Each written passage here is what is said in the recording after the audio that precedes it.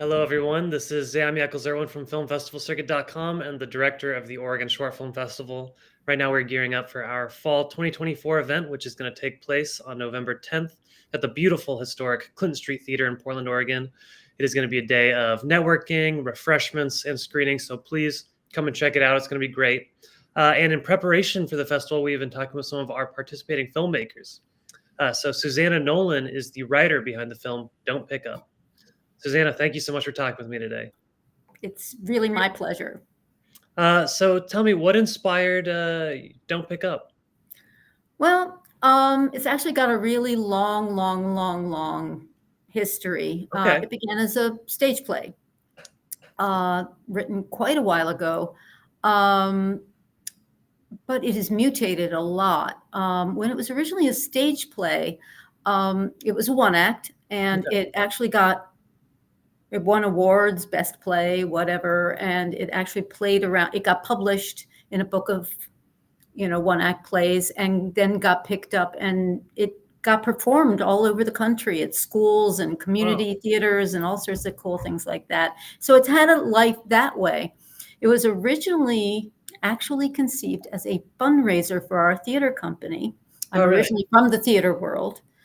And it was supposed to be a two-hander for, if you can believe it or not, Matthew Broderick and Sarah Jessica Parker.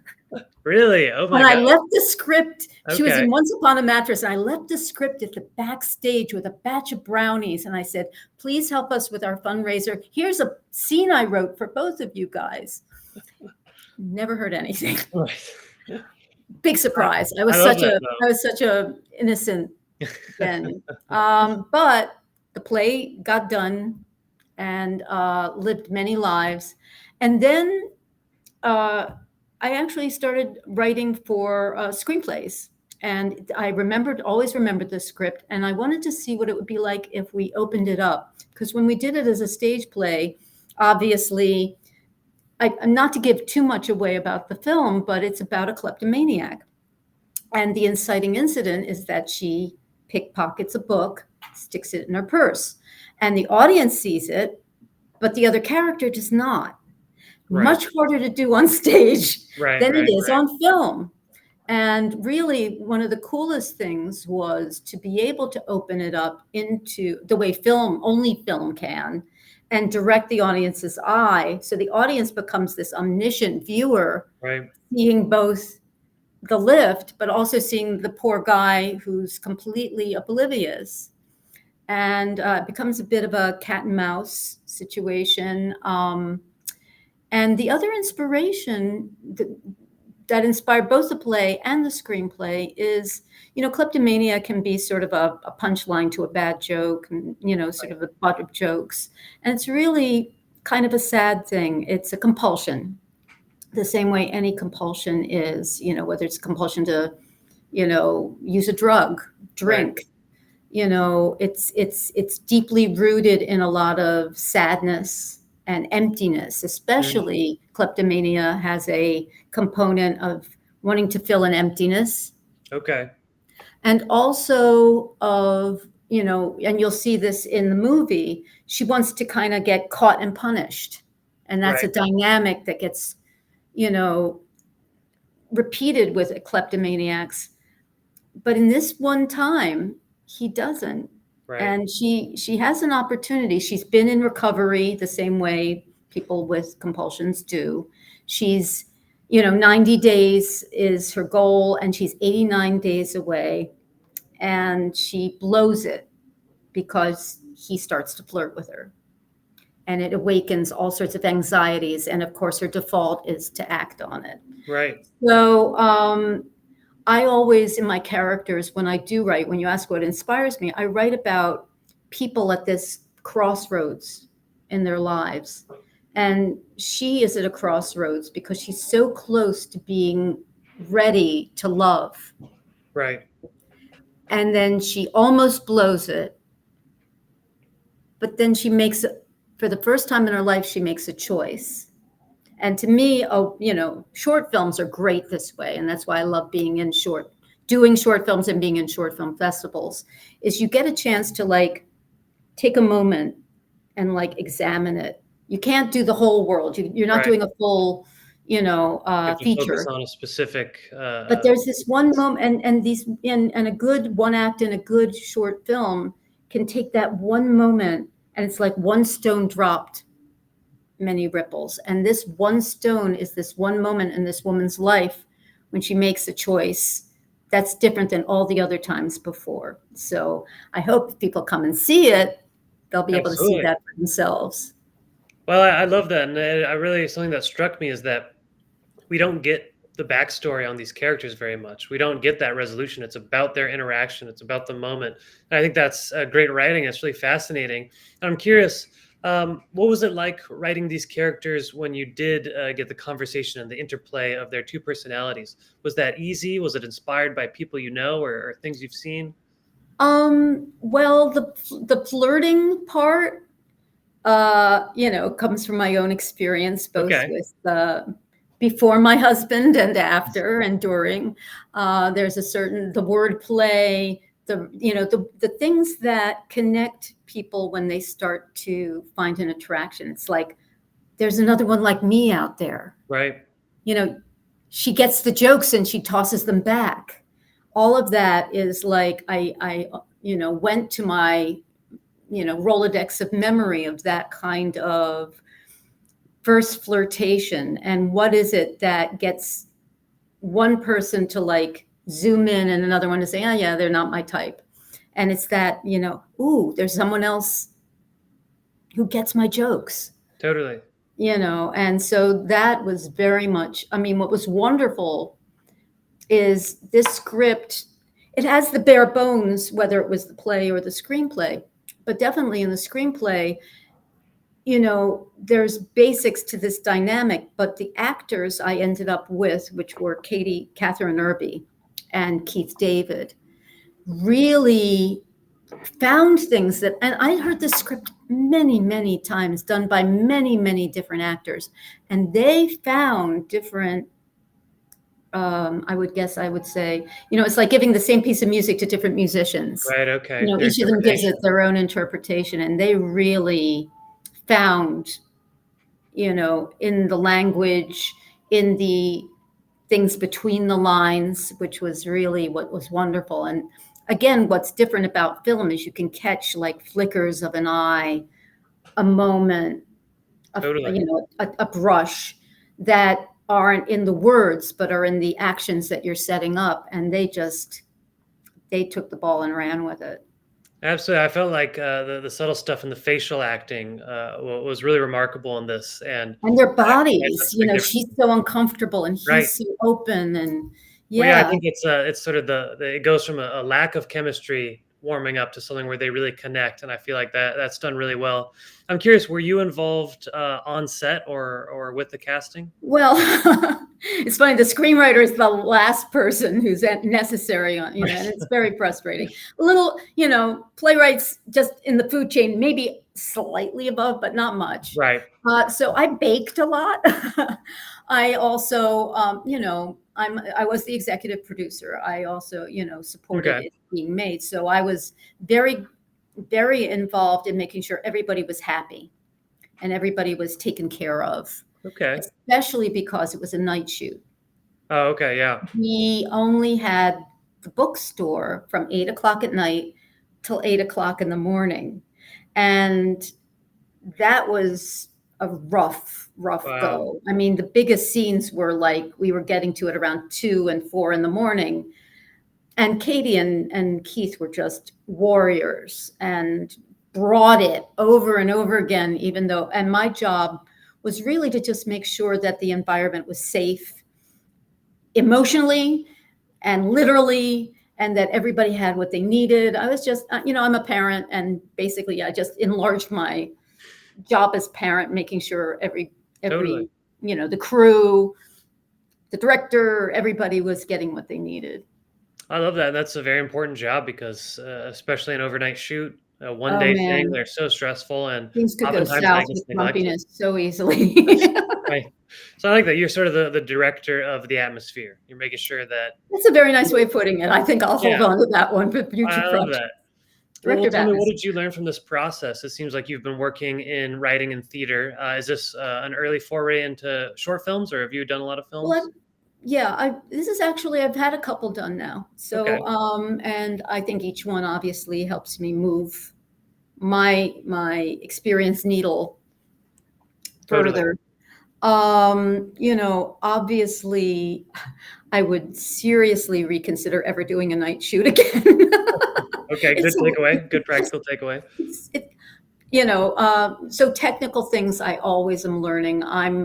You know, I'm hoping to learn how to direct myself, so I'm always watching the director. I'm very close relationship with the director of this film. He's really a mentor to me. His name is Jeremiah Kipp, and he's just a master. These are like, I would say this is number 5 of my films. Okay. And he's been deeply involved in most of them.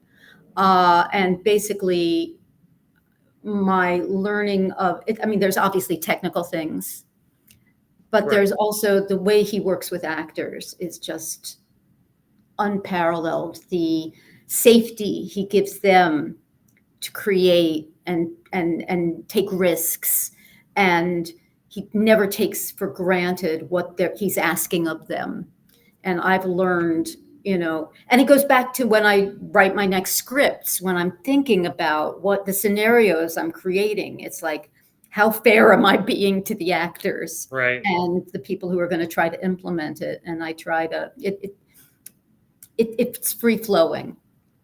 Well, that's really fascinating, and I think it's valuable to see that process. You see the director's interpretation pour out into the actor's interpretation, and then to work that feedback back into how you write. I think that's the an incredible way to grow your writing practice. Yeah, he's also, I mean, I'm talking about how great he is with actors, but he's also great with the writer.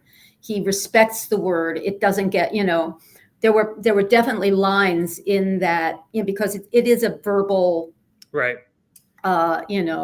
tango, if you will, a Totally. dance that goes on between them, and the words matter.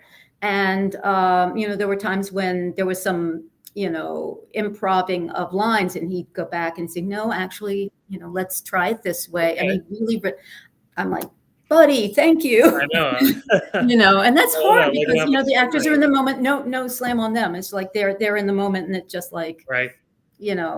everybody's trying their best. But he really was, and he also helped me make that transition from play to screenplay, and helped me, the biggest difference is, of course, that films are a visual medium. Right. You're trying to tell with pictures much more than with words, what's going on. And he helped me just carve out all the unnecessary dialogue. If you look the script for the one to the other, it's just the film script is much leaner with the most necessary of lines. Interesting. And just, sometimes I just like get very, if I cut any more, I'm hitting bone, Jeremiah. But he just said, no, you don't need it. Trust me on this. They will tell the story. Trust me. And I think also, if you're asking what I've learned, it's trusting the creativity of the other, even much more than on stage, trusting your director, trusting your actors and their abilities. I've never been disappointed when I've let go. You think you need to hang on, but Right. I've never regretted it. The results have always been much better than I would if I had heavily controlled things. Absolutely, and I've gotten that a lot talking to independent filmmakers. They always say that it's so valuable to assemble a team that you can trust, but then let go. And it's hard to let your creation run, with other people's creativity. But that's really ultimately how you make something great, like Yeah. Don't Pick Up, where everyone's firing on all cylinders and they're contributing, and it really has a cohesive feeling. I'm curious then, do you have any other projects in the works? Any new shorts or scripts? I actually do. I have quite a few. And because I was so proud of Don't Pick Up, and I had the feeling it was going to get some good traction, I wanted to have some other projects available in case anybody loves the way I write so much. Absolutely. It's funny you should say that. I have a feature script Okay, that's nice. ready to beloved by a great production company. It's a bit of a horror thriller. Oh, nice. But it involves the same sort of types of twisty characters, sad people in sad situations who actually are very, interesting and heading toward, make interesting choices that you might not expect. Okay, yeah. And also I've done a pilot script and a deck for I guess you'd call it's a vampire script, but think Moonlighting meets Ferris Bueller meets the vampire, Night Stalker. Okay, interesting. So, And is it gonna be yeah. a 30-minute or a 20-minute or a It's actually episode? at this point, the pilot's a 30-minute Okay, to 40-minute, depending. And then there's 7 other episodes that make up the whole series of the first nice. season. Okay, and do you And have those written already, or are you just plotting them it's out? all the pilot's written, Okay, very detailed step out, and it's ready to go. excellent. Well, That's that's all great. set. You can show off your work and then have projects Well, ready to like I go. said, I've got it's like guns and Guns bullets in both blazing. holsters. Well, that's excellent. Oh, well, that's so cool. So you got the momentum up. You're Yeah, sticking with film. I think that's really exciting. yeah, and Well, I actually have one other short film oh that's yeah. in the festival circuit right now also. Oh, really? What's the short? It's called Square Breathing, and it Okay. involved I wrote it for my husband, who's an actor, Oh, and he nice. needed footage for his reel, but it turned into much, much larger than that. And that's circulating at the same time that Oh, very cool. it's like having 2 kids in different schools, Yeah, right. you know? Did Jeremiah Kipp direct this one as well? He dramaturged the script, but he didn't feel that that was his best, Okay. it didn't exactly fall into the sort of things that he felt he could do. But I have a Okay. wonderful director named Kim Cummings. And what's cool about Square Breathing is that it's an all-woman production and creative crew. Oh, very My cool. husband is the one made, the male lead, the token male. Right. But the director, the cinematographer, everybody, editing was all done by women. That's so cool. Okay, well, excellent. I'm looking Yeah. forward to checking that out and seeing more from you. Is there anything else you'd like to add about Don't Pick Up?